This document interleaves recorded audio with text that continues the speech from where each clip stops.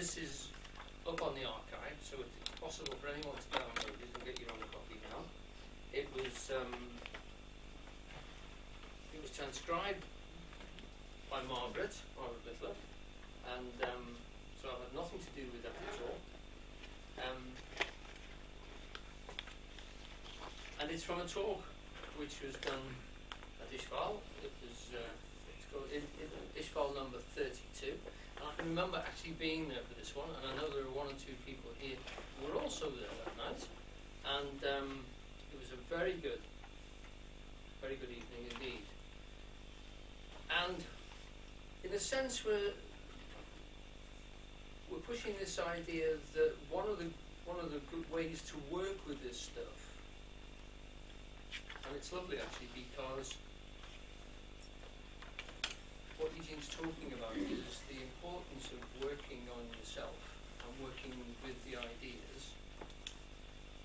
And one of the best ways of doing it is to take a tape or a transcript or a tape and a transcript and working on them in small groups or by yourself.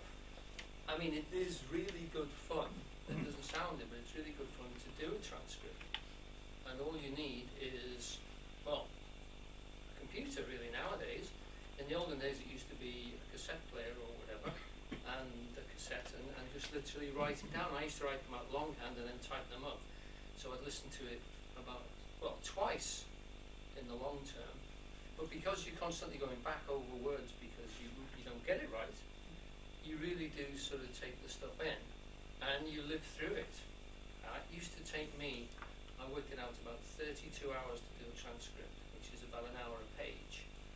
And that's often by tracing the ideas through.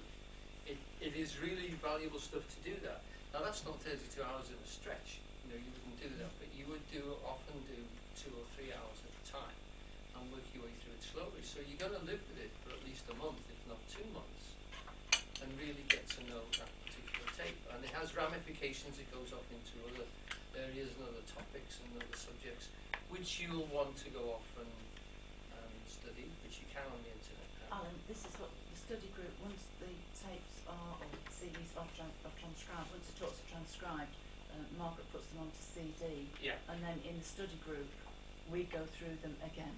We read them, we listen to Eugene's voice, we follow it on a script, and we stop whenever we want. Yeah. And that's what we've said. And anybody's very, very welcome to come. It's yeah. And it's really interesting. Yeah, we're always surprised when it gets round to 9 o'clock and we finish. And that's what we're going to do tonight. And to endorse this whole idea, I mean, Eugene came just at the time when tape recordings were becoming available. I think they had several Grundig machines. I know people who were here at that time in Liverpool, and they had Grundig machines, and they just used to put them down in front of him and switch them off. He apparently originally ignored them, you know, whether they were on or not. He just did his ordinary talk. So the first ones are very patchy. They start in the middle and they finish when the tape finishes rather than when the talk finishes, because he used to go on for hours. But this one, I couldn't find any question and answers, because what we've got is the first sort of 3/4 of an hour to an hour, 13 pages. After that, there would have been a coffee break, and he talks at the very end of going for a drink. That could be misinterpreted, but what he actually means is a coffee. And then he came back after about 20 minutes, half an hour, and then there would be questions. And often that was the best bit, because it took it off into all sorts of directions. But what we're going to do is read through this and stop and talk a bit about things that come up. So I will expect you to have your thoughts and questions and things, and we'll discuss any ideas which are unfamiliar or which you think are particularly important and you'd like to emphasize. The subject, goodness, truth and beauty, is one which echoes through philosophy from essentially, I would say, Plato, and I'm sure that Eugene is making allusions to Plato all the way through it, but that could just be my certainly the subjects of goodness, truth and beauty have their roots in the work of Plato. And to give a brief introduction, I was listening to the radio this morning. I don't know whether you heard Radio 4 Points of View. They were talking about the mathematician. Yes. Mary Cartwright. Yes. Yes. And they almost used goodness, truth and beauty in the same sentence. What Mary Cartwright did was in about 1938, 39, they were working on the origins of radar, in fact, and they were having a great deal of difficulty with small frequency radio waves, which were not behaving very well. The long frequency ones were doing all right, and they could predict how they would work, but the engineers were finding that the short frequency radio waves had all sorts of problems, and they couldn't sort out whether it was mechanical problems or the machinery, or whether or not it was the equations that were wrong, and that the actual frequencies were not behaving properly as they should do. In other words, that they had the right equations for the long ones. And the government actually asked the National Society of Mathematicians if anyone could have a look at the equations and see if they could ratify them or sort them out in some way. And she looked at them with a colleague and said, well, the equations are very beautiful, but it looks like they break down when you're dealing with the short frequency waveforms, and that we really need to look at them. And they couldn't find out why they didn't break, why they broke down, and that's partly led on to chaos theory. The fact that something predictable, if you change one variable, it can change predictably, and then suddenly it comes to a threshold and changes dramatically. And that was what was happening. And they didn't have the mathematics to deal with that, so they had to reinvent an area of mathematics so that they could handle that problem. And she actually used those words. So she actually said that it was beautiful, but it wasn't actually true, because it wasn't good for what they wanted. So we could actually say that the equations themselves were beautiful. In other words, they were symmetrical, and they actually balanced very well, and they were, I would say, probably complex enough that they should have been adequate. They seemed mathematically adequate. Excuse me, Captain, have you got a spare copy? No, I haven't done. Oh, sorry, I thought you said somebody mind sharing? Thank you. Okay. So we could actually say that there's a beauty to literally the method, if you like, the mathematics of this situation, but in some way they didn't reflect the situation, so they weren't true. And that leads me on to a statement which Eugene's going to move through, which is the truth is to do with the correspondence between the ideas we have and the reality. They had an idea of the way these radio waves should behave, but in reality it wasn't complete. So it was false, it was untrue, and it didn't completely cover the situation. And therefore it wasn't good for the purpose. They couldn't design a machine, in other words, that could scan a large area with radio waves because of this problem. And so we've got the good and the true and the beautiful all wrapped up in one little situation. Okay? And that leads us on to the fact that what we're talking about here is a very old philosophical concept that goes right the way back to Plato. And literally, he says he was talking about things that Socrates had actually said, his teacher, and that is that when you examine a situation, you're looking for truth, and you're looking for the good, the best way of approaching the situation, and you're also looking for the aesthetics, the beauty of it, which Eugene is going to say is the most important aspect. Right. So, if you have your text, I'm just going to start off with, it says track 1. It says track 1 on Margaret's transcript. I don't know what the tracks mean, because I have no tracks on mine at all. So I'm assuming it's something to do with if it's a CD. Yeah. Okay? And we're just going to start from paragraph 1 and read it through, and we should find that we've got some friendly little diagrams coming up. We're going to talk about the true, the good and the beautiful in relation to the 3 parts of man. There's quite a lot of literature about the true, the good and the beautiful in the last 2,500 years, but there is very little adequate definition of the relation between them. If we relate them to the 3 parts of the human being, the head, the chest and the tummy, then we can place the true in the head, the beautiful in the chest. Do I need to write it all? No. And the good in the tongue. Now we will see why we place them in this position.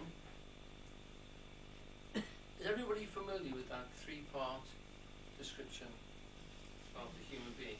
If you're not, please. Actually, it's simpler than that. If I ask you a question and the answer is, I usually ask yes or no. If the answer is yes, you go. And if the answer is no, you go. So, is everyone familiar with the 3-part man? Yes. Yeah? Okay, so you don't need me to draw it, we've got it here. And if you remind me, they've got true, beautiful and good already written on it by marker, so that's great. Now we will see why we place them in this position. When you talk about true, you're making an assessment about non-deviation. If you say that it's a true triangle, we mean that it's not bent in such a way that you can't recognize it to be a triangle. If you say that line is truly straight, you mean it does not wobble. It does not divert from its direction. Now the etymology of true is interesting because you can see that TR implies a turning process. And the essence of truth is the circle, drawn from a centre with a pair of compasses.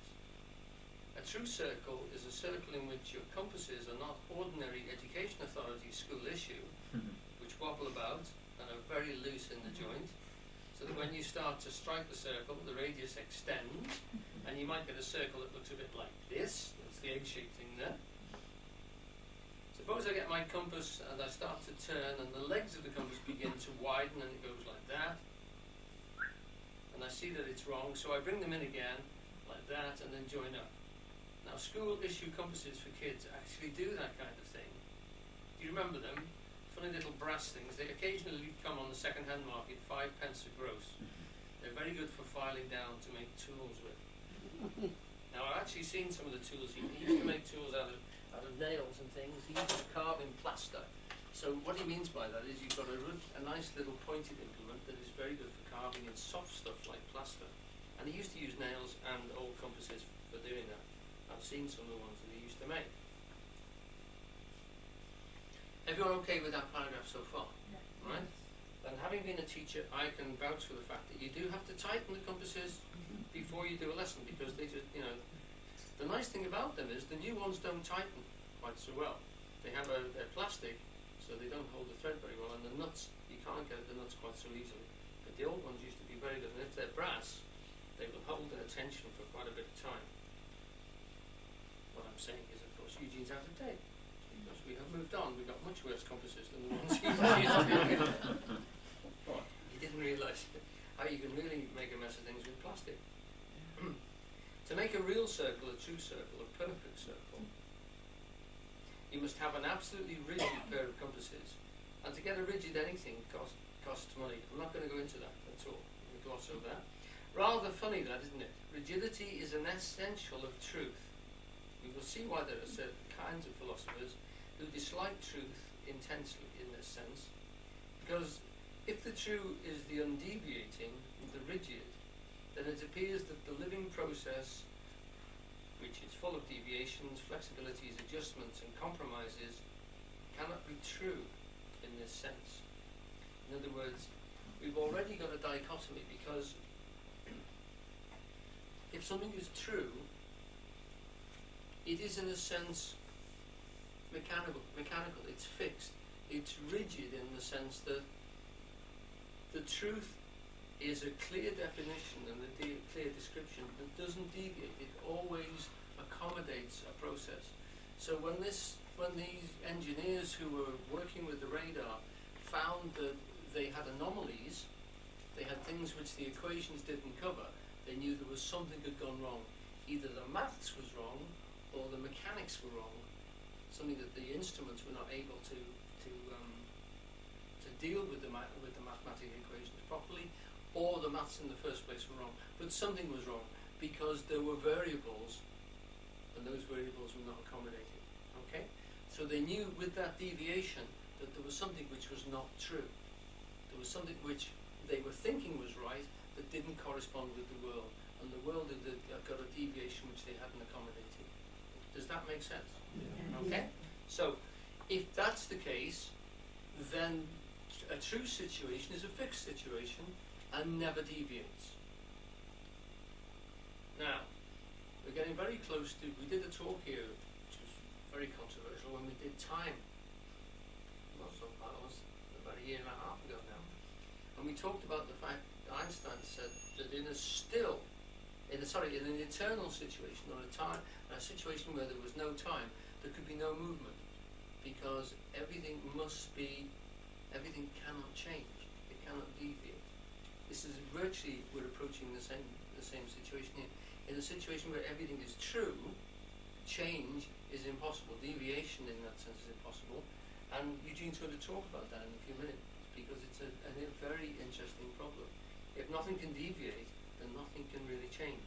And we have this strange problem of moving from a fixed situation to another fixed situation with no possibility of wobbling in between.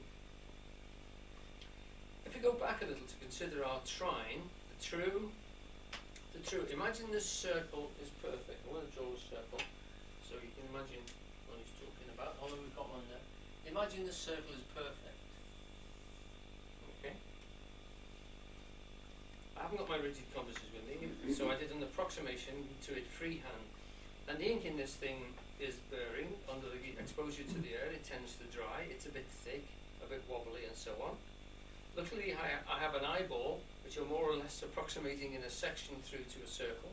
So I can draw a circle by thinking of my eyeball and going round it. And for all general usages, this is not a bad way to do it. Sorry, it's not bad to do it that way. Remember, you have an eyeball, and roll it, and follow the rolling with your pen, you will get an approximate circle. He also said to me it's exactly the same thing with your wrist, because it's again ball and socket joints here. It's many balls and sockets there, and of course the shoulder is a big one. So it's easy to do a circle, the larger the amplification of what you're doing. And so, and with practice, you can get a fairly good one, you know? I haven't practiced all that much. Now if we say this circle might have been called rotor long ago, a wheel, we can see how this TR got into the word true. True, true. The O and the U are the same letter originally, so that when we talk about the true, we are talking about the rotating, and we are saying that the character of this rotation is that it maintains the same length of radius, and the more accurately it maintains the same length of radius, the more true will be the circle. So what he's saying is that there's a central point. What I actually did was I moved around that central point, and if my radius is true, if my radius R, then this will define a perfect circle. So it's actually a question of the definition being, in that sense, the radius being held and consistently formed that creates a perfect shape there. Does that make sense? Yeah. And the other thing he's talking about are the roots of these, literally the roots of this particular word as being R and T, and he's playing on the words turn, rotor, and what's the one which is moving, and true. You can see that the consonants are the things which are constantly recurring there. And in languages like Hebrew and Arabic, the consonants are the keys to the understanding of them, because they're the ones that give you sound formation that you're going to hold in your mouth. Both of those languages don't have vowels as we know them. They have a breath that you put through them, which is usually expressed as aleph. So they are more what we would sort of say they're more to do with the actual production of the sound as it comes through the mouth. And there you've got them, literally the R and the T, and of course they're turned round in some situations and they're put back the same way again. And he's saying that they're also the essences of the things like, oh, we'll wait until he gets there. I'm jumping the gun a bit there, so everybody still with us so far? Yeah, yeah. Okay? Great. Right. So there it is, so that we talk about the two, we're talking about rotating, and we're saying that the character of this rotation, if it maintains that same length of radius, and the more accurately it maintains the same length of radius, the more true will be the circle. Does everyone agree with that? Yeah. Okay. All those in favour say aye. Aye. Great. Aye, aye. Now we're not to think that when we're talking about a circle in this way that it is of interest only to geometricians, because the concept of the true has really bugged philosophers for a very, very long time. We go back 3,000 years and we find human thinkers asking what is true, and when they ask what is real, and then they ask what is the true real, and is the real really true? And there is very little definition in profane philosophy about what this truth is. Now supposing we say that when you rotate your compass, you enclose an area, and we will say that it has been enclosed and included, and the part outside has been excluded, and the included part, the part meaning closed, then a circle simultaneously includes and excludes space. Okay? Everyone with that? Yeah.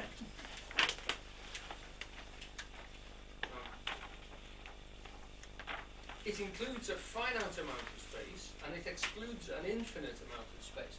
In other words, we've got only a sheet full of space on this, excluded, but if you can imagine that in the infinite, when it creates like that, it includes a finite amount, a limited amount, and of course it excludes an unlimited amount. Hence the point that you cannot actually create one thing in the universe, because by creating one thing, you've created, by the very negligence of the rest, you've created two. So it's very difficult to talk or to even conceive of one, because there's always a second which has been mentioned, or sorry, it's implicit in what you've said, is that you have excluded something by everything you've created. And so what you've got in there has a hollow, it's created a shape, and it's also created a negative shape in the rest of the universe with that bit missing, okay, or with that bit held in the middle and being excluded from it. It includes a finite amount of space and it excludes an infinite amount of space, which is rather funny, because most people think that when you divide something, you divide it into halves, but in this case the halves are very, very unequal. The internal half, the included, is finite, and the external half is infinite.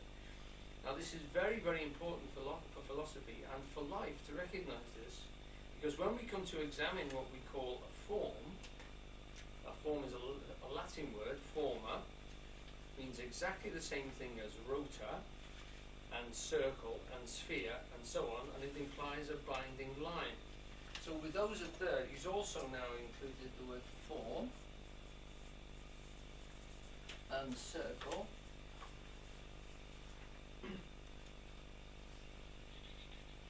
and sphere, because they also have a binding line.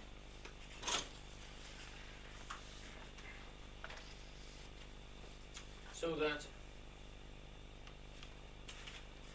so it implies a binding line, a ligature, which means a tie, a string, something that's fastening, or an encapsulated zone, an included, an enclosed, and an excluded, and outclosed. The Anglo-Saxon for form is shape, and the Greek for that same thing would be eidos, from whence we get our word idea. So if we put also eidos as idea, and also shape, which is the Anglo-Saxon, and the one probably which is where the meaning is probably closest to what we can actually hold in our mind. So he's saying that all of these are synonyms. So when you're talking about anything which is formed, anything which is encircled or ensphered anything which turns a rotor or is true, you're talking about a form, a shape, and we can say whether it's true or not, whether or not its definition actually describes it very well. So everyone with all that linkages together, because that's quite a lot to fasten together. But it starts to divide the universe into things which are formed and things which aren't, and that's, or things which are shaped and have a binding line, and things which don't, and we can identify them. That eidos, the field of eidos, is literally all those shapes that you can possibly think of, and the Greeks would consider that. And when we talked about Plato, he would say there is a world of eternal eidos, of forms which are held eternally. And he, in that sense, the ideal forms of Plato are considered to be one of the great essences, one of the great transcendentals of philosophy, still argued about today. Right. So all these are synonyms. An idea, eidos, shape, form, rota, the circle, the sphere, the true are all synonyms. And we see how important this is when we come to think, because when we think, we encapsulate forms, shapes of experiences in idea. So that's all to do with thinking. Whenever we do that, we think in that sense. We are forming all of those. We are shaping something, and the shapes will be different. They're not all circles, but we could consider them as distorted circles. So we can get extremely distorted thinks. You know, if we could imagine, I don't know why, you could probably imagine what sort of a thing that might. There's another encapsulated thing. It's another think which, you know, brought us here tonight. Just like an Austin prefect, but I'm dating myself here. But that again is a form. It's a shape. The windows are also shapes. All these things are shapes which we can recognize. And we could also say, and Eugene would say, it is actually a distorted circle, and so is a human being. And in that sense, we are all encapsulated. And anything that we can encapsulate, we can say is a form or a shape or an idea or a word or, you know, a thought in that sense. If I look at the lights in the room, close my eyes and reproduce them, I have an idea of a light in the room. And the idea in my mind, if it is derived from looking in focus at a lamp, is light, the lamp that I saw outside. So my external world, the excluded, the lamp, and my internal world inside my skin surface have a correspondence. There is a light outside me, that is, outside this body, and there is another light, a mental light, inside me. Because when I look at the lamp over there and I close my eyes, I can still see the same shape. I can actually see it to the same intensity. When it is that intense on the inside as it is on the outside, we call it an eidetic. An eidetic form, a form that is sharply clear, as if we were looking at the actual external situation. Does that make sense? Right. I know we have artists amongst us, so I'm going to go off with a little anecdotal bit here. When I was first learning to draw, I used to draw like everybody does, look at pictures and things and have a go at trying to get them right. And I remember sitting in front of this naked woman when I went to an art college, and I was sitting here looking at the naked woman and drawing like this. What did the art lecturer say to me? Doing it wrong, Roberts. You know, start again. I won't move the board because I'll never get back in the same place. Get your board here. If the newswoman is there, you have the board here. You have to see both things together. The other thing is, your eye will forget, you didn't say your brain, your eye will forget the image travelling from there to there. It's gone. If you've got the person and the drawing here, first of all you can see them both together, so you can see anomalies, differences between this form and that form, and also when you're concentrating and then you're concentrating, it's only got a split second instead of 2 seconds perhaps of turning to look at the board, so that eidos will fade.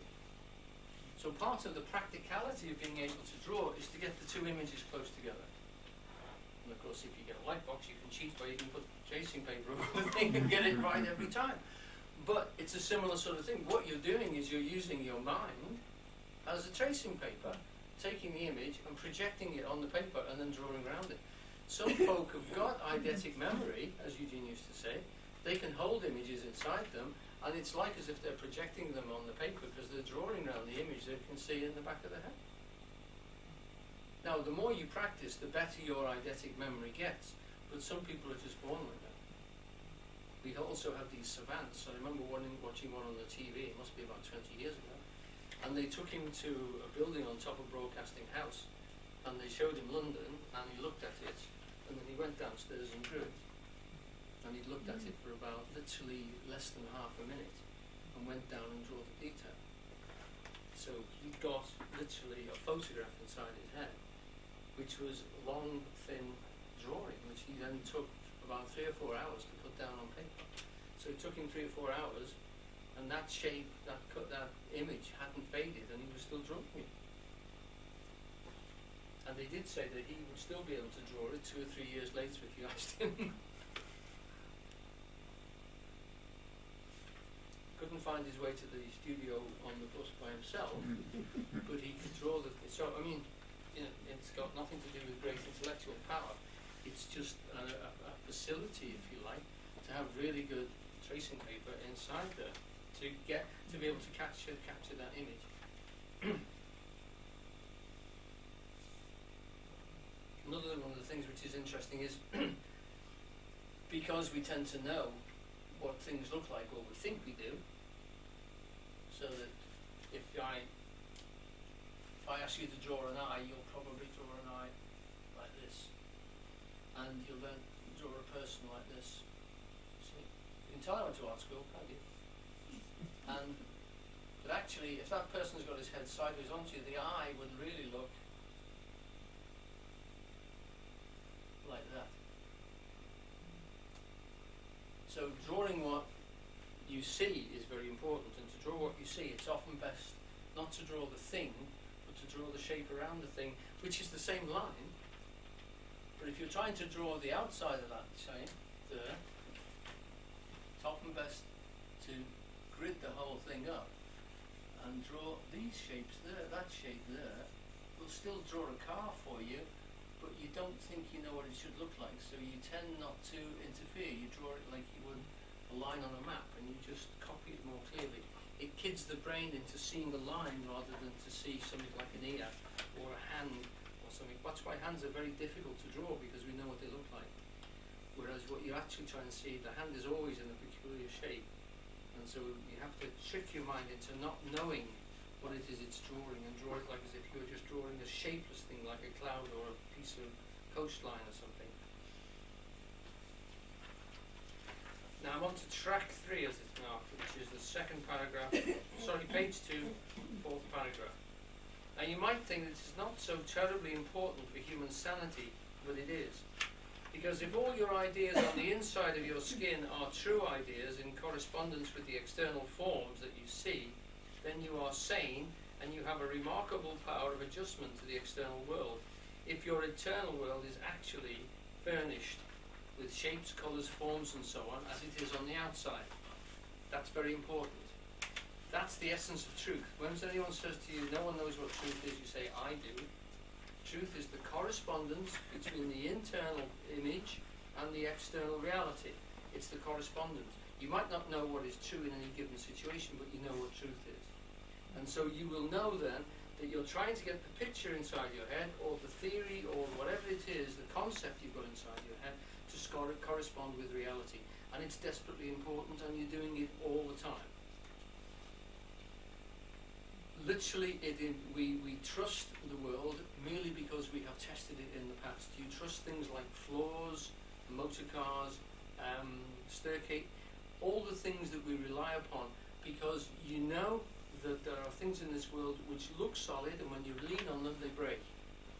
You know that there are things which are extremely dangerous, and they don't look dangerous at first. We are constantly exploring the world. If our concepts are wrong, we can get dead, very dead. So we really do need to know that what we're relying upon is reliable.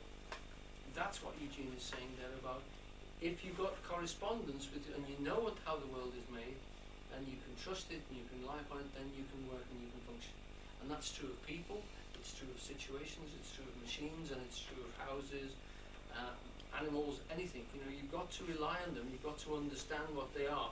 And if you've got a true internal understanding of them, then that truth, it makes life very, very easy to deal with. If you haven't, if your ideas are shaky and fallible, then you're in a dangerous situation. Does that make sense? So thinking is very important. Now this is Plato all along the line, because Plato would say, along with this, our job is to look through the world and to sort it out and to test everything and find out what is true, to find out if our understanding of the world is true by putting it through testing situations, from which Aristotle would take the laws of science and build them out, ways of testing things and breaking them down. So we've got to try and understand how the world functions, and the more we understand about it, the calmer we can get and the more easier our lives will be. Okay? That's the theory. Yeah? Okay? When the inner, says one of the apocryphal gospels, shall be as the outer, when the above shall be as the below, when the microcosm shall be as the macrocosm, then heaven is attained. That is to say, heaven equals the balance of power. But if I have inside my skin surface an idea, a shape, a form, an image, correspondent with one on the outside, then if I understand this image, I can adjust to the external world in terms of the image. So if I can adjust this thing in my hand, it's a kind of writing instrument, and if it hasn't dried up, I will make a mark. And if I wish to make a mark, I can make a mark. If I understand what it means to be drawing a line at right angles, I can draw a line at right angles like this. Wonderful right angle that. If I understand what it means to bisect an angle, I can bisect an angle thus. It's easy, you see. If I understand what it means, if I have an idea inside my skin for every element in the external world that I understand, then I understand the nature of this idea. I understand the nature of the external form correspondent with it. And then I can do manipulations inside my skin with the ideas, and these manipulations, if they are truly correspondent with the external forms of the world, will allow me to do correspondent actions in the world. They will only allow me to do this providing my ideas are true. If I say I will now draw a triangle, there is a triangle. In drawing that triangle, I recognize its three-sidedness. Okay? If I agree to use the term three-sided form equals triangle, then if I wish to draw a triangle, I can draw it. And if I wish to draw another kind of triangle called right angle, then draw a right angle, and then decide I draw another kind of triangle, right angle triangle. In the process, I can adjust to the things in the world that are like it. So if I want to go out to a shop and buy a right angle triangle, and if I hadn't time to buy one, I could say to David, who has more time than I have, I can imagine him just hear him grumbling, he has a lot more time than I have, then he would say, would you mind, then I would say, would you mind going out and getting me a right angle triangle? And he would know what I mean, wouldn't you, David? He knows what I mean. On the other hand, if I said go out and get me an isosceles triangle, he would go out and get me one of those. Okay, so what he's just doing is he's anchoring this down. It sounds very simplistic, but we need to get this idea that we do understand what truth is. It's very important to us. It's a correspondence between our thinks and the reality, the thing outside. He used to say, you've got to get the thinks like the thing. And the shift between the k, which is means it's lightly held, like a thought, and the g, which is heavily intense, is that the world outside will bite you. The thoughts inside, if they're wrong, the world will bite you, you know? So you've got to have it right in here, otherwise you'll go wrong out there. And going wrong out there is dangerous. That's why we're constantly doing this. And it's important about little things, whether the food you eat is what you think it is, otherwise you can get very seriously ill. All those sorts of processes, if you can trust the people that provide the food, etc. Not going to go into horse meat or anything like that. I don't wish to do that, because we're all vegetarians here, aren't we?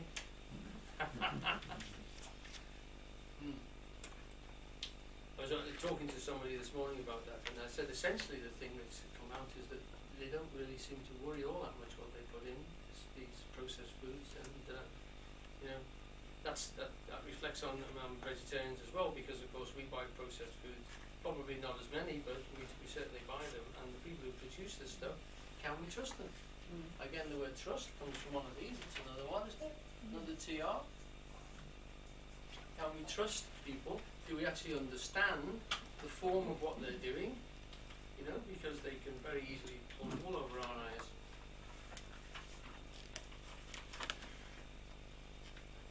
Actually, what Plato goes on to say, this is from the Republic, this goodness, truth and beauty. What he actually goes on to say is that essentially that we need absolutely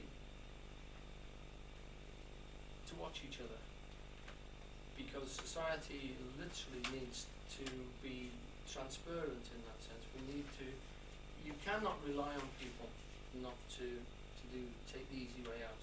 So we do need to have a society that watches itself, because most of us will actually pull the wool over somebody else's eyes if we can possibly do it. Providing we have the same forms in our mind and the same terms in our minds, we can do another interesting thing. We can cooperate in the external world using manipulations of the inner world. We can do things inside our minds, and we can make relationships in the mind and discuss them in the mind, and agree to divide the labours, and then we can go in two opposite directions and meet at the mystical hour of 11 o'clock, and there do some tremendously important deeds, because we have truly seen it in our minds, and our mental elements are correspondent with those in the material, physical, external world. So the true is tremendously important. I mean, anybody who's ever had a list, made a list of anything, or made a drawing of something they're going to make, or actually made a drawing of what you want somebody else to make. I mean, the other week I was sorting out the idea for a kitchen with somebody.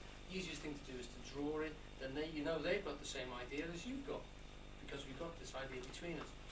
Because the worst thing about these ideas, they can describe it, but of course my description, their use of words might not be exactly the same as mine. If you draw the damn thing, you've got literally the integument, you've got that binding line. All you have to, if you put measurements on that, I can make it. You know, if you say you want it in aluminium or whatever it is, it can be made. You can take that to a foundry or to a steel erector or to a carpenter and say, I want one of those. It's 2 meters long, but you know, and they'll make that thing. It's as easy as that, and that's what allows us to build literally a civilization upon that. That's why animals are tremendously hampered, because they cannot do that. We can even, watching a program last night about Chippendale, I don't know whether you saw the same program, produced a book with all his designs in, and although they were copied from French furniture originally, they know that the French people were doing the designs from Chippendale's book. He was the first one to put a book down, put his designs in a book. All the furniture that was made for the White House in America was made from Chippendale designs. So when you've got an eidetic that is so detailed as that, you know, from seven different sides, and of course, because we're in a three-dimensional world, we need several variations of two-dimensional drawing. You can then send them away. Other people who've never met you, long after you've died, can make the chair that you made, you know, in exactly the same way. When you read a book, you can actually, you're discussing, you're literally thinking along the same lines as the person that wrote the book. You're using the same words that they put down for you, and that person who wrote the book can be 200, 300, 2,000 years old. There's no other way of conversing with them. Maybe there will be in the future, but as far as we know, it's the clearest way of conversing with somebody who put their thoughts down, and they were literally maintained like that. Now, if there were merely truth, there would be total rigidity in the world. Now, you probably all are now sufficiently familiar with the idea of the hexon, a circle which we make, and we take the compasses and we shift it from the center to the periphery, and we draw another circle like that, and then we shift the compasses.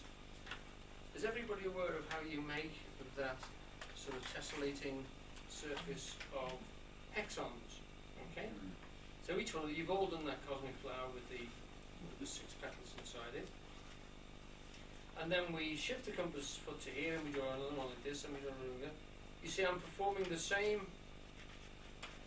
operation. So once I've understood the operation, then I simply move the compass round to the next intersection point. I can draw such a pattern. But also, if I understand it thoroughly, I can see to draw another circle like this, another one like this. I can go wandering around the whole process, and I can cover this piece of sheeting he was drawing on an overhead projector, so he's drawing on perspex, and it's being projected above at the back of his head here with this pattern. Now the interesting thing about this pattern is that when truly drawn with an accurately made pair of compasses, rigid, it will cover the paper with identical forms and they will be rigidly true. They will be unalterably circles and they will have the same radius. And I could, given infinite time, spread out and keep drawing these circles everywhere. And if I had covered infinite space with those circles, then I would have covered infinite space with truth. There is form, there is shape, unalterable, rigid, so that I could then make a rule. If there is a circle anywhere in space, then that circle has been crossed by 6 other circles, and there will be apparently an inner form of a 6-petaled flower in any one of them. So I could make a rule that all circles whatever that exist in this infinite diagram obey the same law. I could then say that it is a law. The Hebrew for law, here we are, the same word, Torah, means the circle, the rotation. Man has given rise to the idea of law from the idea of a circle. Okay, I'll put Torah now.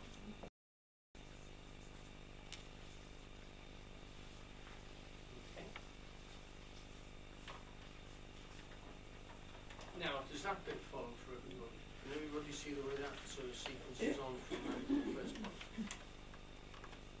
Now, there's a geometrical circle there drawn by the compasses, and there's another circle that man has observed, the circle swept out by the earth in a year. And we're going to shift now, because what he's actually going to say is that circulation creates a form, but we're now also going to be able to say that it also creates a form in time, because that, as well as being a particular shape, can be the shape, it's actually energy moving. When I drew that, I moved the tip of the pen around and it took a certain amount of time.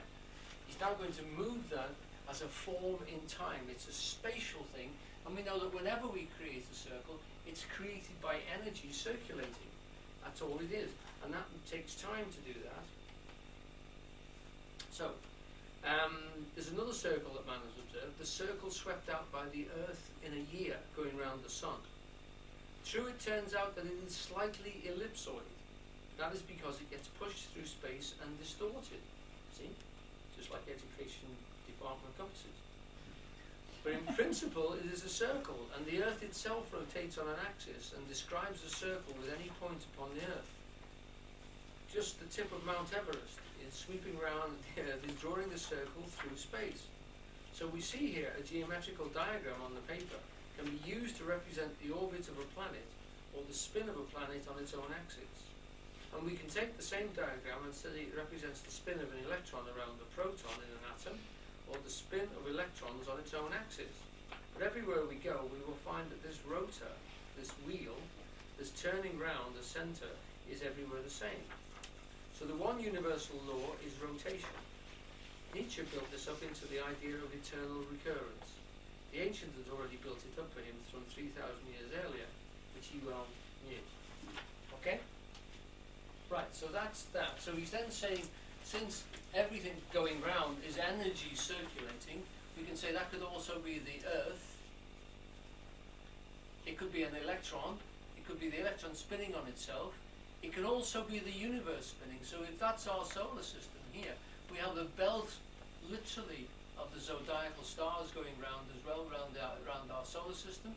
We've got also the whole spin of vast fields of space, all turning as well. We can watch them going round, or they appear to be to us, because our world is spinning too. So we can see literally wheels within wheels within wheels. I think it was Ezekiel that said that first. And the eternal recurrence, he's talking about the vastness, the whole concept of the idea of that. That's a pretty big idea. But if all the universe is built up is actually matter or electrons spinning and creating a movement, and if there is an infinity of time, eventually how many billions and billions and billions of years into the future, all of those electrons will come back into exactly the same place, and we'll be back here again, sitting just as we are now, looking exactly the same, thinking exactly the same thoughts. Perhaps. That's the idea, which is one of the ones that was supposed to have sent Nietzsche mad, because he was constantly worrying about how he could possibly leave messages for himself so that if it did happen again, or improve his life so much that it didn't matter if he did, keep living it over and over again. Okay, so maybe a possibility that it needs thinking about. Uspensky was very much caught up with the same idea and thought that he'd lived his life before. And I have a friend who actually considers that most of us live this life over and over and over again. And this is why if we listen to ourselves, we often get suggestions of where we went wrong last time we did it. There's an echo inside us. Interesting concept. And it's one that is often played with people like Jeff and Uspensky, and it's certainly one of the ideas which is floating around over and over again. I was only discussing it with V today. One of the writers she likes to read has just produced one about somebody who lives their life over again, and this concept of actually the fact that how many people here have actually experienced the déjà vu? Okay, right. So there's an awful lot of study which has been done to that. But the first thing it makes you feel is that you've been here before, and it gives you such a strange shiver that goes through you that you can extrapolate from that. Perhaps this is just the self-remembering of a situation that you're getting a ripple from, that you have literally been here before. I think it's to do with dreams actually, but that's a different matter. So the whole idea that the universe could repeat itself, that the whole thing is a rotating, like a great year, the whole universe itself will roll round again and create exactly the same forms and do exactly the same things.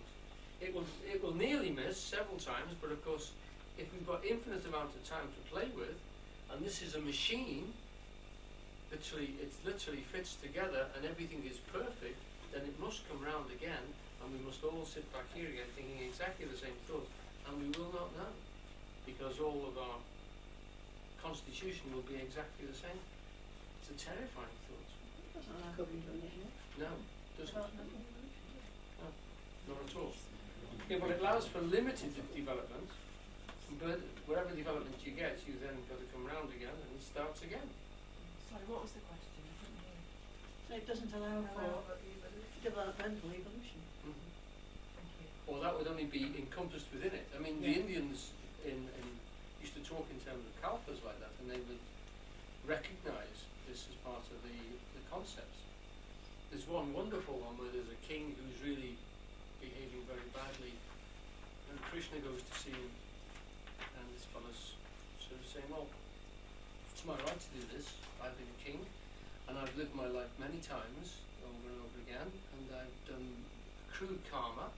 I've been extremely good in all those lives, and because my karma is so great, I'm now a king, and because I'm a king, I can do anything I like. And Krishna says to him, just come outside.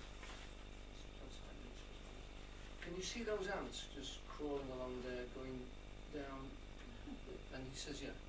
He said, how many of them? He said, there's thousands of them. He says, yeah. What would you say if I told you every one of those has been a king? Terrifying thought, scary thought, and it tends to chasten kings. You know, so don't throw your weight about too much, because all those people you meet going up are the ones you meet going down, and some of them aren't. So yeah, they believed that this, you know, they didn't believe in progress as we do. That's just part of the caste system. You know, you progress from life to life, but that you can go up and down, and we do go up and down until we actually gain release. So moksha is a very important concept to them. Otherwise, you can go round and round and round for millions and millions of years until you understand it. But it is, you know, it is quite a scary thought. What is being said here in the eternal recurrence is that if you draw a circle, it doesn't matter what you draw it with. If it's 65,000 miles across or 6 inches across, the ratio of the radius to the circumference will be the same. So one law rules all form.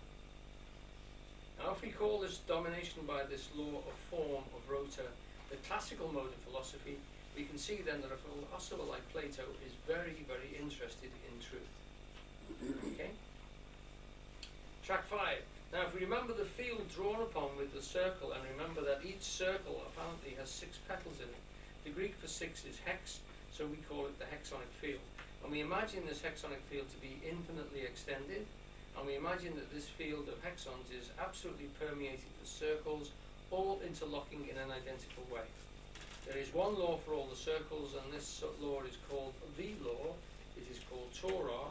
It is called rot. It is called truth.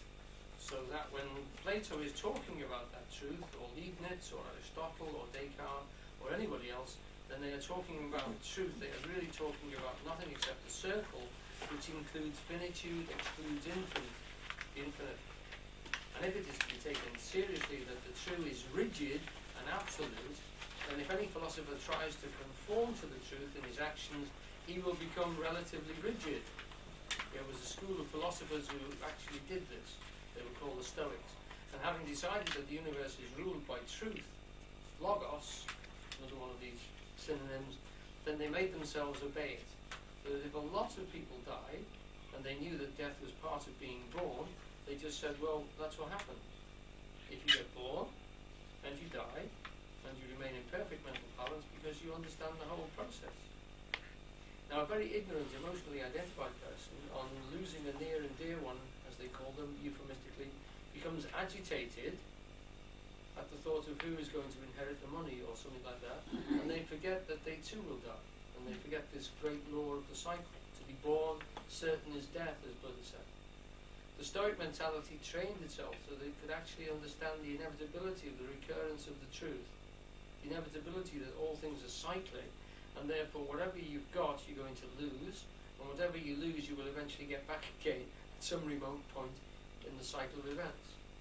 So this peculiar kind of view of reality, that reality is fundamentally true, meant to those philosophy it is our duty to ourselves to make ourselves true, that is correspondent with the great cycle of events.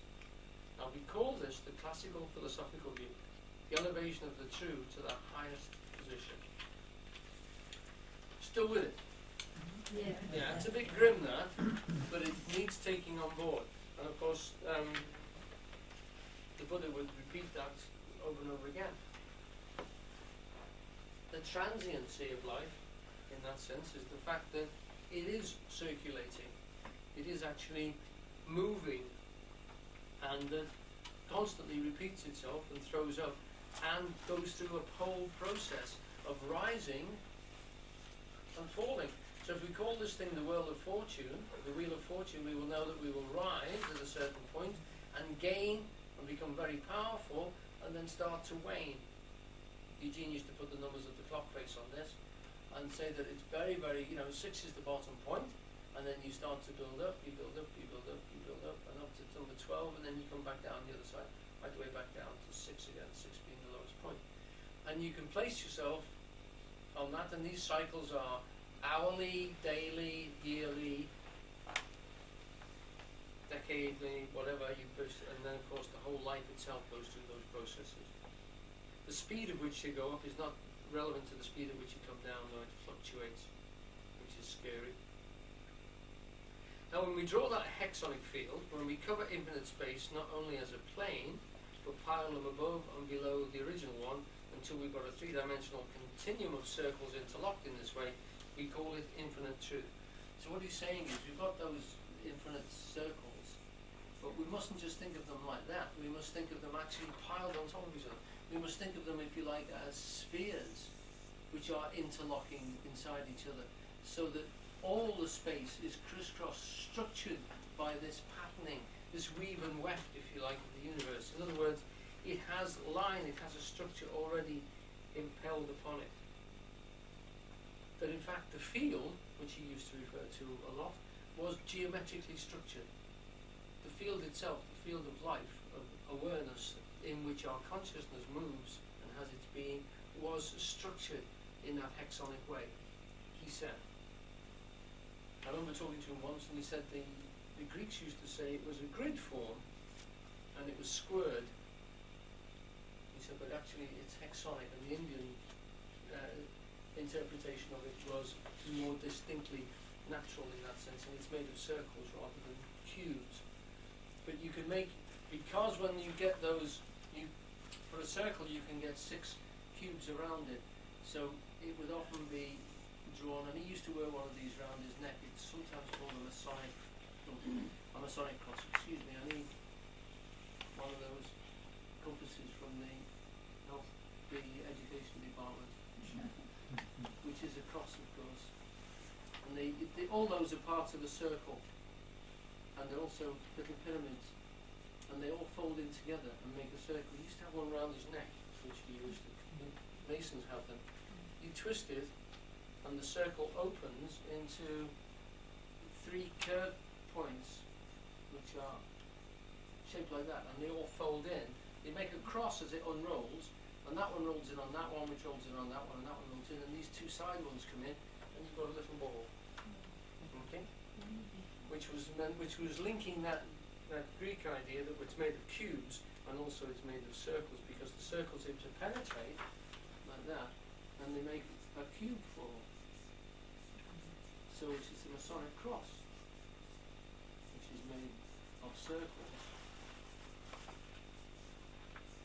Does that make sense to you? Yes. So that would fold up and make the size of a cube. Because when you've got a cube,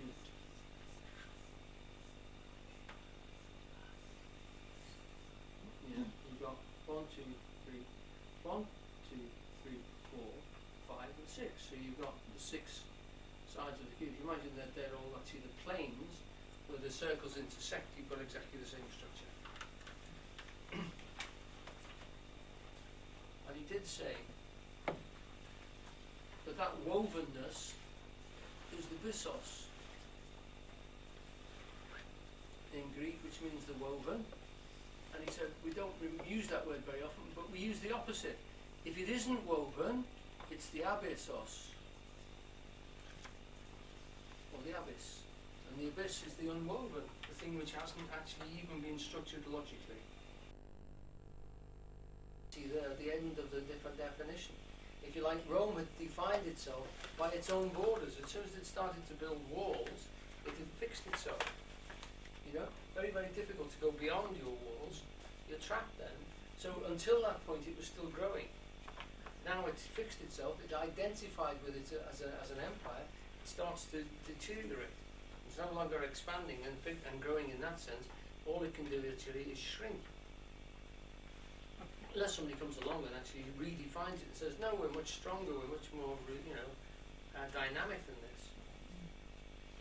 Let us think about this very carefully. That's something in you, an impulsive nature in your lower tongue, does things that your reason in your head tells you are very, very silly things to do. The thing in the lower tongue will expose you to risk. It puts its foot on the accelerator and makes you jump the lights. It makes you do all kinds of strange things, like go down a one-way street the wrong way. It feels like it does. And against all the laws and all the signposts, it will do such things. And this really does exist, an impulsive power inside you that is every bit as real as your definition of a triangle. Now, because these two are both present in us, an idea of the truth, like the circle and pi ratio, and the fact that the impulsive nature that breaks the idea that descends it, that jumps beyond it, these two being co-present in a human being, there arises a situation where the human being has to choose at any given moment whether he will obey an idea or allow an impulse to operate immediately. Okay? So this is the point I wanted to get to, because this is where the important bit comes, where Eugene is talking about the ability to choose, and he's got essentially, in that 3-point being, he's going to emphasize the feeling level. And he's going to go on talking about feeling, which again is very part and parcel of this releasing business, which allows you to then choose between two things which are really quite strident in most of us, I think. Now, if we think about immediacy, we mean a kind of action of the will which is not mediated by thought, something you do without consideration. Energy leaps up from the tongue and goes into action. It has not previously examined the form of its action or the consequences. It does things without counting the cost, and as a matter of fact, in the Romantic literature, the person who does things without counting the cost is worshipped as a great hero. He does the most extraordinary things precisely because of his non-subjection to the truth, to the idea, to the rigid form. But because these two are co-presented, there arises in the middle here a necessity for choosing whether to be impulsive or whether to be rational at any given moment. And this realm of choice is called the beautiful. Well, I could say something quite rude. Good. I will, yes. No, I haven't got the will, I've got beautiful. no, but Just say I that's was right. just thinking Says the will that there, does it? if Against your feelings. if a man falls with a woman, Yes? right, and he wants to have intercourse with that woman, this you're just saying it is it's a free will there. Mm-hmm. So the sexual urge is very, very dangerous. So dangerous, isn't it? No, Yeah. because what you've got to say is, look, it's wheels within wheels, remember. There's a human being, there's this chap. Yeah. Nugent always used to draw the lower one into penetrating the middle one there. Yes. Because there's the real zone of problems there. And he'd say, okay, you've got all these reasons in the head. Yeah. Every force in the universe is cyclic, he's just said. So this one here, this impulse here, which is passing through, appears to be a straight line. Go that way, young man, where that lady is.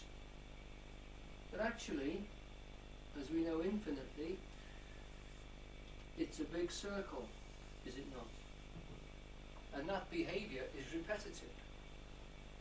Thousands of people have done it. In fact, every one of us is here only because two people did that a few years ago. So it's not a free impulsive in that situation. It is to him because it's acting through him and he isn't conceiving the outcome of what's going on. He thinks he's conceiving the outcome of it, but he isn't really. What it is that is acting through him, but that is part of a vast species-driven action which is he was not of at that particular point. He's got to learn to be reflective though. He could be, couldn't he? He You should could be. actually think, what happened to me last time I did this? Yes. But that is a big thing. But don't think for one moment that impulse hasn't got its own logistics to it. They're talking now about the logistics of things like murder. You think you've strangled your Auntie Nellie because she's a swine. But actually, statistically, you're more likely to do it on a Saturday night, on a full moon in February. Statistics can show that these things, these impulses, happen on a species level, if you like. Human beings tend to strangle people on a Pancake Tuesday or whatever it is. I don't know the exact statistic. But more and more, with these number crunching things, we find that these things are statistically predictable, and that these things rise and fall with all sorts of movements, So, although it seems to be impulsive to us, you find often that this person has done this many times before, and actually it's just a habit. And it's a habit that they don't understand the roots of, because they aren't seeing the whole nature of it. They aren't actually conceiving it at that particular time. They will conceive later on if they're not careful, but they don't conceive of it at that moment in time. So it's really impulsive to them, but it's not impulsive to any statistician. And they can analyse it and come down with some remarkable information about what's going to happen next. But So not by whom? yes. Okay, but literally within that, if you like, we can actually say what I like about this point is it's then going to sort of bring us to something which individually I feel is extremely important because it works. There is beauty, and beauty is the realm in which we choose whether to be impulsive or truthful, whether to be rigid in our application of the geometrical formula or allow power to operate regardless of the consequences. So So in stating that, I think Eugene is recognising the fact that the geometrical formula is still there. There's still only circles, but some of them are very big, and you can't see beyond them. And in between this terribly strong driving power and the rigid true idea is the zone in which feeling operates. Now, by feeling, we do not mean emotion. Emotion is an overspill of energy. When the will is pushed into an idea and the idea cannot contain it, so that it flows out of the idea from the excessive input of the energy of the will into the idea, that is emotion. But feeling in this balancing center is not like that at all. Feeling is the capacity we have to evaluate an impulse without letting the impulse overflow. To look at an idea which is rigid without becoming rigid. So feeling is a very mysterious thing. It is a most mysterious capacity of the human being that he can actually contemplate rigid truth like pi ratio logic, mathematics, geometry, and can be equipped with a tremendous driving, impulsive power, and yet he is able to balance these and to hold the power that would rush into activity, and to hold the idea that is absolutely rigid, and to look at both simultaneously, and then decide from within itself, by looking at the rigid form of truth and looking at the amount of impulsiveness, and then decide how much power to operate with that true form. And that is called beauty. Okay, I'm going to reiterate that. Can then decide how much power to operate with that form, and that is called beauty. What true form is it? Sorry? What true form you got? Have I? That's how to operate with what true form. It should be that true form, I think. Oh, should it? I thought it would be on there. There are one or two typos on some of the... Yeah. I went through with mine, and I was fairly satisfied. Okay. But there will be words wrong here and Yeah. there, Yeah. because I'm all too human, I can assure Sorry. you. So that all you call beauty in art, in life, springs out of this peculiar center of decision, the center of choice, and the activity of a being is called beautiful, and they can actually balance this will and this idea. I've changed that to both sexes, okay? So what he's saying is that this sense of beauty, this aesthetic sense, and he's going to qualify it a bit further in a moment, is the way of choosing what is the right path to take. Now, Plato says this as well. He says there is a beauty in life that you recognize, because his brother Glaucon is discussing this with him. It's fascinating actually, because they give examples, and Glaucon hits him with this very weird one, which is a story which you probably know, but you don't know that you know it. It's called the Ring of Gyges. It's about a shepherd who's walking along one day, and he finds a pit, a sinkhole, and in it there's a statue, and on the statue there's a ring. He bends down, he picks up the ring, and he puts the ring on, and he notices that no one can see him when he's got the ring on, and when he takes it off, they can see him again. Actually, it's not, when he turns it. Now, you've heard this story before, haven't you? Plato got there first, okay? What he does is he then goes back. Once he realizes that he's going to be invisible, he then starts to cheat a little bit, and he starts to cheat a lot. In the end, he kills the king, marries the queen, he rules the kingdom through the ring. Now, Glaucon says to Plato, he's doing the right thing. He's done all the right things for himself. What is wrong with the way he's behaving? Why shouldn't he do that? And they go through the whole succession. Well, if everyone behaved like that, well, he'd still be an idiot not to do it. If everyone's behaving like that, he should too. And in the end, Plato says to him, he hasn't living the free life. He's dominated by his desires, and they're not his. These things act through him. And without the ring, he would not be able to live. He's not living a true life. The ring is enforcing how he lives by trapping him in his appetites. Okay? Right, in the story we know, everybody gets offered the ring or has a look at the ring gets to choose what they do with it. You know, Boromir and Galadriel, they all have a go with the ring. There's only 3 people who definitely push it to one side. All the others are somehow tainted by the ring. that somehow power overcomes them and they do wrong things to various stages of evil, we could say. And the worst one, of course, is Gollum, who's totally involved with it. But that story is completely, Tolkien's got this thing from between Plato discussing it with his brother Glaucon in the Republic. He gets the story, and then Tolkien says, well, let's make a story out of this. Let's make a ring that gives power. And of course, the power of the ring in that sense is invisibility.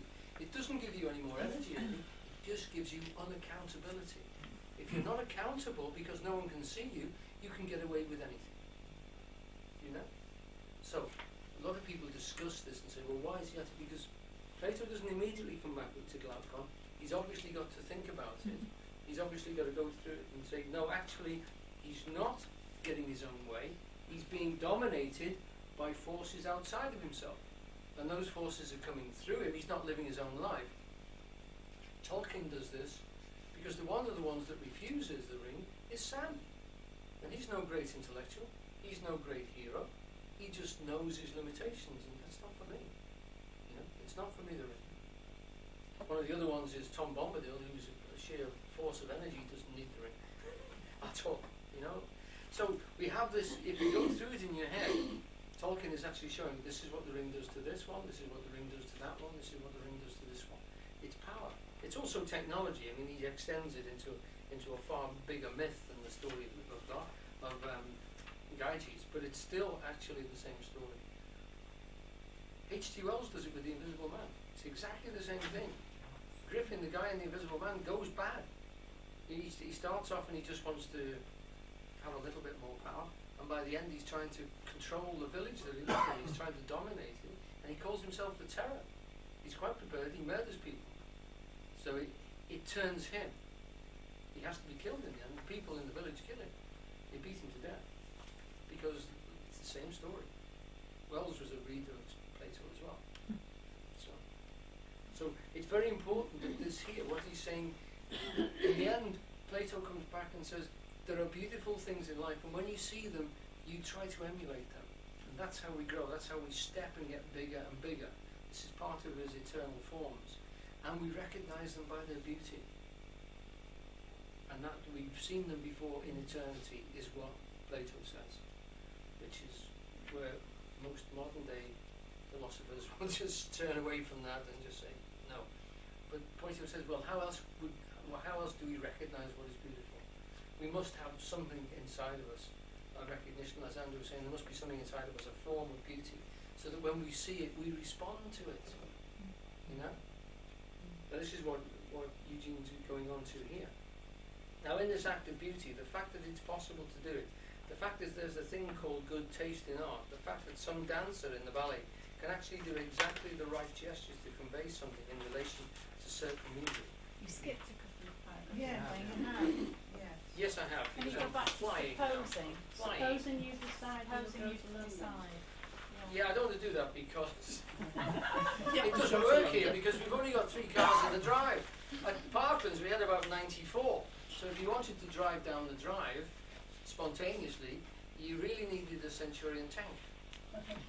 That's just his point, you know. We can't just go because we are restricted in that sense. So we do have to consider all sorts of relationships. But so I've missed that paragraph and I've looked down to now in this act of beauty. Okay? Yeah. Oh yes. Because I'm trying to weave it back a little bit more into the Plato thing, so you can see put it in its place in philosophy. Because Plato is talking about the same thing, and the way that acts of beauty lift us. When we recognize something beautiful, it resonates in us, and if we try and put ourselves in association with things of beauty for a period of time, we feel better, and that lifts us to the next stage, and we can then act in a beautiful way. And you know, this level here is always with us, and it responds freely to a situation we can't always choose. And we don't have to choose the beautiful, but when we do, it is deeply satisfying to us. And Plato says it's deeply satisfying because we are eternal beings, and we've seen these eternal forms before. Now that's one way of interpreting this, but you could actually say we can feel the better of this, the response of it. And you can't predict in the situation, because you never get a perfect situation that you've been in before. You get a mixed situation. You get something which is similar to the way it was before, but the individual is different. Or the individual is the same, but the situations surrounding them are different. So you have to feel each situation and modify the amount of energy that you put into it and how you respond. And the only way to do that is by feeling. You can't think it through. But what Jesus said is, the way I think in my heart. So you think, but you feel about what you're thinking. So it's if you like, it's always a moral, as Eugene would talk, or an ethical choice, and it's always done in the situation at that moment. So you don't know what you're going to do tomorrow if someone comes up to you and says, you know, I've just wrecked a car or something like this. You don't know how you're going to react. You can get a good idea of which way, you know, of the range of actions you could get, but circumstances change facts. Circumstances change the way you respond. Now, in this act of beauty, the fact that it is impossible to do, the fact is there's a thing called good taste in art, the fact that some dancer in the ballet can actually do exactly the right gesture to convey something in relation to certain music. He makes the gesture congruent with the music, and in that congruence he's said to have good taste. He does not do it too much or too little, he does it just right. He has good taste. So the funny thing about beauty is to do with taste. You might think that was very funny until you lost your sense of smell. I remember there's a very beautiful part by Hausmann, and he said he doesn't understand, he doesn't know what poetry is. He's written some wonderful poetry, and he says, I know, but I don't know how you do it. All I know is that when I hear it, the hair on the back of my neck stands up. My body feels like a spear's gone through it. He said it's just like a rat knows a terrier knows a rat.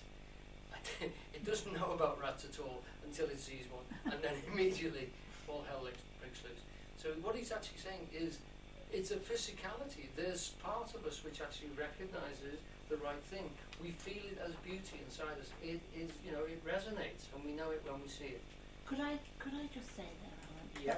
They couldn't have used a more fantastic example of that, or he couldn't.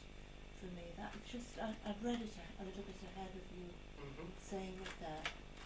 To apply it to ballet and to apply it to taste, how some people just know.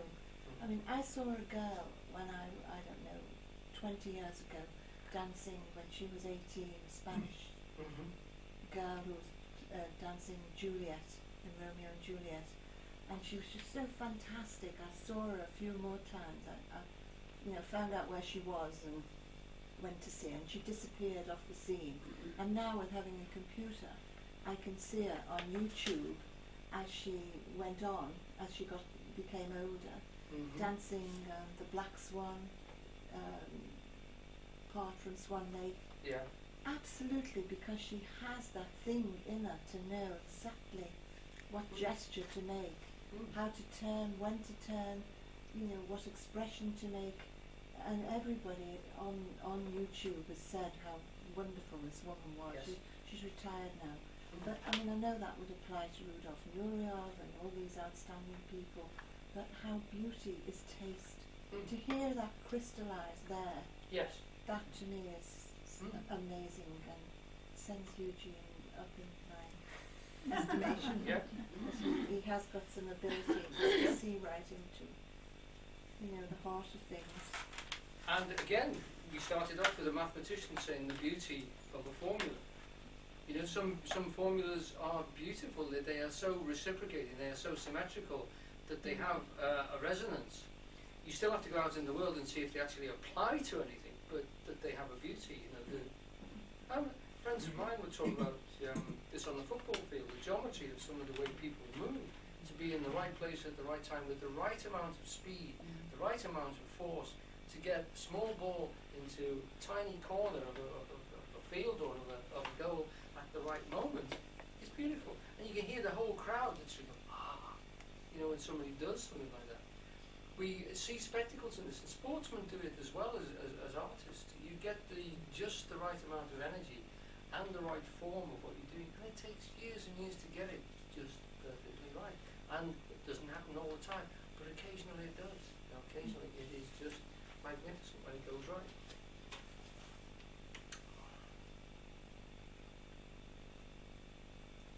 Right. When you put it, when you taste the thing, you're really smelling it. When you put it in your mouth, you listen to particles of food, and little particles are loose, rise up, and they are smell going into the back of the mouth. You smell them, and most of what you taste is smell. And because of this, you put a couple of nose holes up here, and you draw them down to make lungs. You can see how the sense of smell is connected with the chest, and that your good taste is mostly smell. Now you think about this very carefully, only if you're able to balance the impulse and the rigid idea before you act, can you do a beautiful act. But if you can do this, it shows a relation somewhere between these two poles. And how can we arrive at this relation if the idea were absolutely separate, like certain philosophers have thought? If the idea is paramount, if the idea is the ultimate truth, if there's nothing other than ultimately the truth, then there is no will. Will is an illusion, an erroneous attitude towards existence. But on the other hand, if the willful beings say, no, I don't believe in ideas, they're rubbish, rather like the Norman barons did, if they say the idea is just an invention of wicked priests to curb my free will, they are also in a peculiar because they are isolated in the will from the idea. So that then they operate impulsively. They cannot operate in a direction because the essence of that direction is an idea. That is a form. If you go north or south or east or west, you have a compass. You have a form. You bisect the angles. So ultimately, so the person is stressed on the idea or the will. If he insists that only is the ultimate and not the other, he is automatically wrong. So neither the idea nor the will can be ultimate, and therefore we have to find another ultimate. Okay? And what I was saying about this, if that man is chasing a female, or if he's chasing north, or he's chasing south, or whatever it is, there is a direction. So that direction is again a cyclic law which will evolve in ultimately bring him back to where he started from. How are we feeling about this? I'm feeling very good about it. That's very good. Is everyone feeling very good about this? Yeah. Good. Just So, can I ask a question? Maybe please. everybody else has got this except me. You're using beauty as a very particular word. yeah. Does beauty, the way you're using it, include will, or is it something completely separate? It's balancing will and idea together. I remember Eugene talking about it once and saying the O in beauty, E-A-U, the French O Yes. in beauty is water. And he said that should remind you that it's a flowing process. The will is the energy, the drive. Yeah. The idea is the form, the shape that the drive is going to take. So if it's ballet, it's easy to remember, or if it's music, it's easy to remember because of the actual, the play, the situation of playing the instrumentation. So you've got to get the right amount of energy for the form that you're using.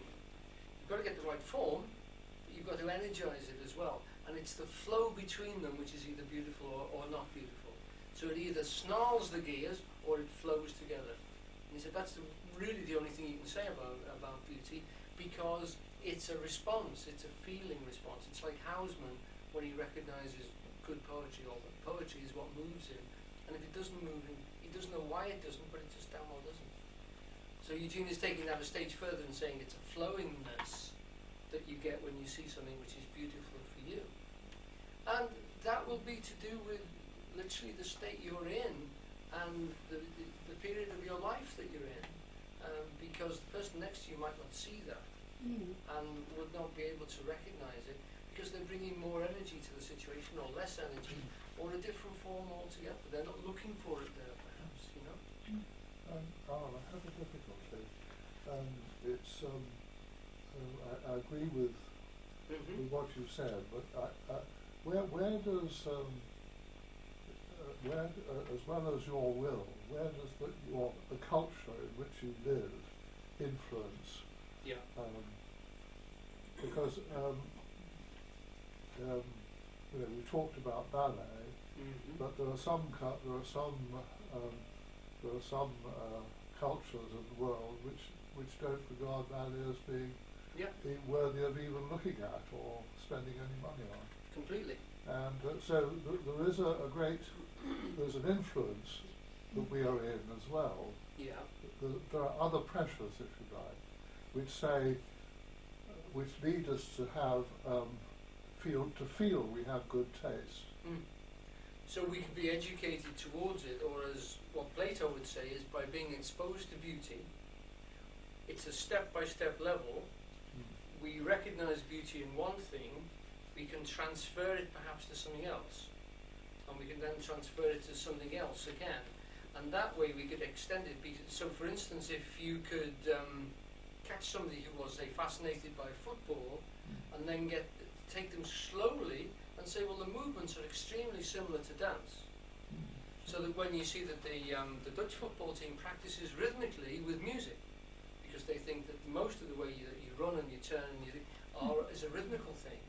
And so dance then becomes involved in this, and you could link an awful lot of those processes. So someone who was, let's say, a football, who would not normally find ballet beautiful, you could get them involved in maybe recognising some of the training systems would be beautiful. So would you say there's an absolute in beauty, or it's just a process? Plato would say there is an absolute, but you won't see it here on earth. I'm worried about Plato. I've been for years. Yeah, there is one, but you won't see it here on earth. And the very fact that... yeah, but he'd say that, but I'm not sure that I'd say that. Yeah. Why would you be looking at beauty in a particular area? Why is it not enough to have beauty in the football moves themselves, not to translate it to dance? But in each culture there will be beauty expressed in different forms. Yes. And it's what lies behind within us. That's right. Our choice of where beauty is. But Dick was saying that you can be educated, if you like, to... Well, I don't know it's about education that he's talking about. It's what is already within us, which allows us to discriminate in some way, to recognise that which is what we call beautiful. Yes. And to allow, how to allow that within us to make that choice at that particular moment in time. Yes. And that would be beauty. And it might be in an interaction with another person, or it might be an act that we do in some other way, or it might be an art form. But it lies behind the particulars. It does, but that same discrimination could prevent you from looking even, or even acknowledging or opening a gate to see that it's possible that thing could be beautiful. So that would then take you either to idea or to impulse. But that's all right, it's the choice, isn't it? Well, it is, but then if you wanted to lead somebody, you would give them examples of beauty and allow them to recognise so we're talking about passing this on to somebody else then, rather than talking about it within ourselves. And also to yourself. Because you could sort of say, well, actually, and this is what we do. We say a lot of people find this stuff fascinating. I mean, with me, it's Shakespeare at the moment, and I'm doing talks with people who come along saying, I don't like Shakespeare, but everybody else does. What's wrong with me, or what's wrong with Shakespeare? So what you then say is, you then say, well, what do you like? Because I'm sure we can find that in Shakespeare. But isn't Eugene talking about, just as examples here, it's actually what he's talking about is something which comes before trying to show us sort of people. It comes to what's actually resides within each of us. Yeah, but I was saying, Plato says how we do it is we expose ourselves to things which people have found beautiful, and we actually, by that we step up, and it's a step, but what we're actually doing is we're making our life beautiful, and we're becoming, like our life is becoming our work of art, if you like, and we're moving towards becoming a philosopher king, which you heard Eugene speak of sometimes, which is a direct quote from Plato. He's talking about the ultimate being a philosopher king, you know? And so in that sense, what we're doing is we're putting ourselves in a situation and checking for the beauty in it. And also exposing ourselves to situations where we wouldn't expect to find beauty, but finding it anyway. You know, so that if you see something which is distinctly, culturally disturbing, like when people first saw Chinese and Japanese art because it wasn't symmetrical, they found problems with it, and and then eventually they started to really enjoy it. So those sort of things you could expect to be challenged the first time you see something, and yet look for the part in it, or feel for the part in you, the beauty of the